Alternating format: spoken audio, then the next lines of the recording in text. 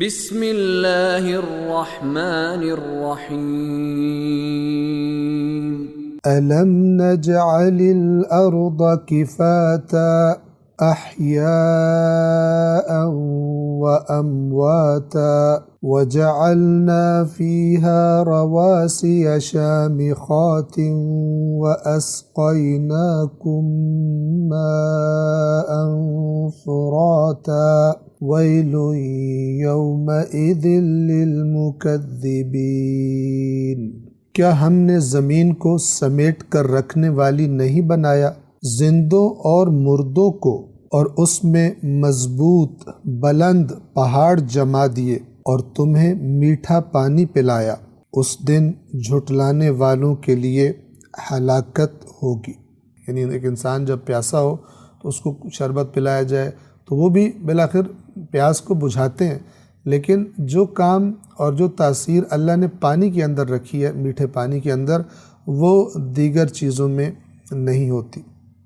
بس اور اس میں مضبوط بلند پہاڑ جما دیے، بنا دیے یا قرار دے دیے، اور تمہیں میٹھا پانی پلایا اس زمین کے اندر سے۔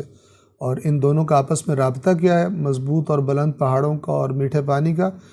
پہاڑوں کے اندر سے اللہ تبارک و تعالی بہترین معدنی پانی، جس کو ہم منرل واٹر بھی کہتے ہیں، بہترین اس پانی کے چشمے جاری فرماتا ہے ان پہاڑوں کو پھاڑ کر اور اس پتھریلی زمین کو پھاڑ کر۔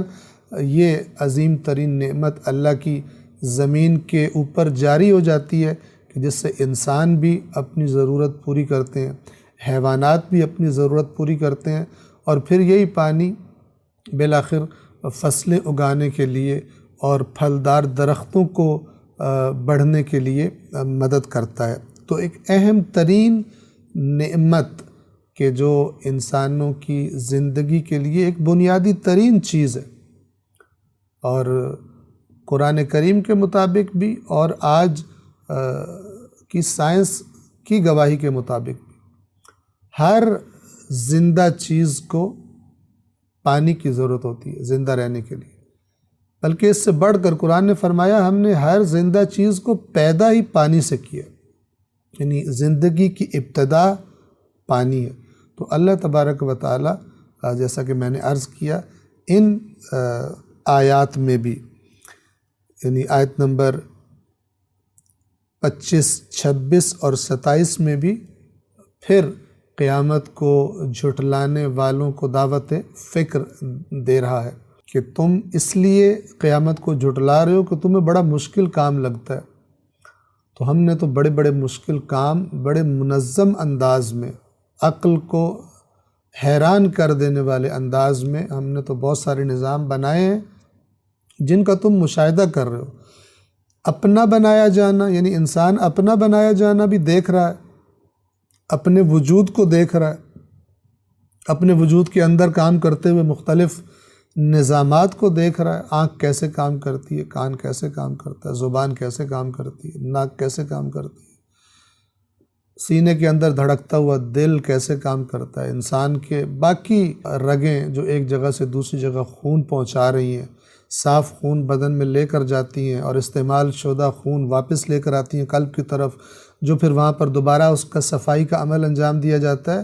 تو یہ سارے کے سارے نظام، ان میں اللہ تبارک و تعالی غور و فکر کرنے کی دعوت دیتا ہے، تاکہ جو اس قدرت کا اندازہ لگا لے، غور کرے، تو اسے پتہ چل جائے گا کہ جو ایک دفعہ بنا سکتا ہے وہ دوسری دفعہ بھی بڑی آسانی سے بنا سکتا ہے۔